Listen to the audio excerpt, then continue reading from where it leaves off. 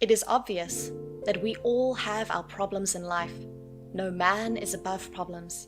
Every day we make mistakes or experience some shortcomings or failures in our life. These shortcomings and failures are unpleasant and undesired by you, but could be an opportunity for mean people to laugh and tease you. Our shortcomings and failures are one of the defining moments of our humanity. What is worse is when the people around you begin to take advantage of your problems, shortcomings, and failures to make fun and mockery of you. This could be done in your absence or right in your presence, and mostly by the people that are close to you.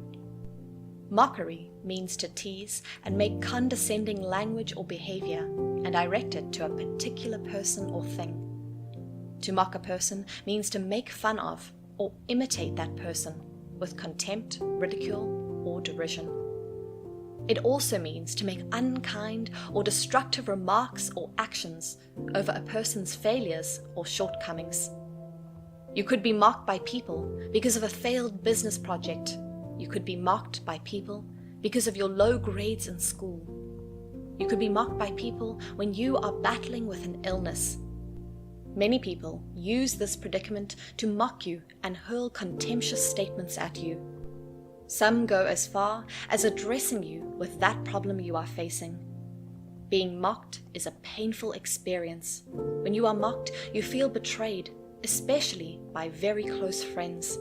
You get angry at yourself for your problems and shortcomings. Mockery makes you mentally traumatized. It reduces your self-esteem. All this is if you let it get to you. The torture that comes with mockery is an unpleasant one, as you feel you deserve people's pity and not their contempt. At this point, when you are being mocked, you lose friends, as people will not want to be associated with your troubles. You will also lose opportunities, as you might not be in the right state of mind. You lose respect. You might think that God is not aware of your situation and the embarrassment hurled at you. However, God is very much aware. The Bible tells us about a man who was born and given a name with a bad interpretation due to the predicament his mother passed through. His name was Jabez. 1 Chronicles 4, verse 9. And Jabez was more honorable than his brethren, and his mother called his name Jabez, saying, Because I bear him with sorrow. This man was named Jabez, which meant pain and sadness. The name became his source of embarrassment or mockery. For a minute, just imagine him introducing himself in public as pain. Remember that this name was given to him not because of his wrongdoing, but just because of the circumstances that surrounded the period he was born. His story does not just stop there. It progresses to give us one of the ways we can handle mockery. The next verse, verse 10, shows where Jabez prayed to God. That prayer has become popular, as it has helped a lot of people going through times when they were mocked. It is popularly known as the prayer of Jabez. Jabez prayed that God should bless him, enlarge his coast, and protect him from evil, and God answered his prayer. From the story of Jabez, one thing to pick is to remember to pray to God. And when you are being mocked, praying is to talk to God. It is a dialogue where you talk to God and He answers you. So you pray to God and tell Him that problem that you are being mocked for. He is your Father, and because of His fatherly love for you, He will always answer your prayers. You might be mocked because of your low financial status or your inability to provide money for a pressing need. You can pray to God to increase and multiply your wealth, and because you have prayed, God will answer you by increasing and giving you wealth, thereby removing that your source of reproach or mockery and change your status from a poor person to a wealthy person. At this point, all those who initially mocked you over your predicament will begin to envy you, as your predicament has suddenly been removed.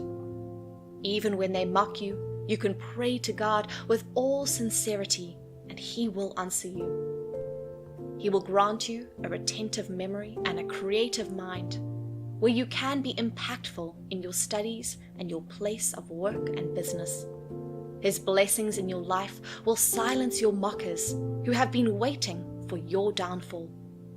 When you are mocked because of your inability to bear children and you pray to God, God will bless you with a child or children, thereby changing your name from barren, and your mockers who have been teasing you over your delay in childbearing will be put to shame. The importance of prayer can never be overemphasized in a person's life. So whenever you are being mocked, remember to pray and have the assurance that God will answer you and change your situation by blessing you. Whenever you are mocked and you have prayed to God, have the assurance that He has answered you, as it is written in the Bible in Matthew 7, verse 7. Ask, and it shall be given to you. Seek, and ye shall find. Knock, and it shall be opened unto you. So when you ask God to take that mockery away, He will do so. God will change your name for the better. He will give you grace for disgrace and take away your shame and reproach and give you glory and joy. He will change your name from barren to fruitful. He will change your name from silly to smart. Just be assured that when you have prayed to God about the mockery you are receiving from people, He will come into your life and take away the source of the mockery. When you pray, remember to believe and wait on God for Him to do His miracle in your situation. When this happens, do not retaliate at those mocking you by engaging them. Rather, stay calm and cheerful, even with all the waves of embarrassment and mockery directed at you.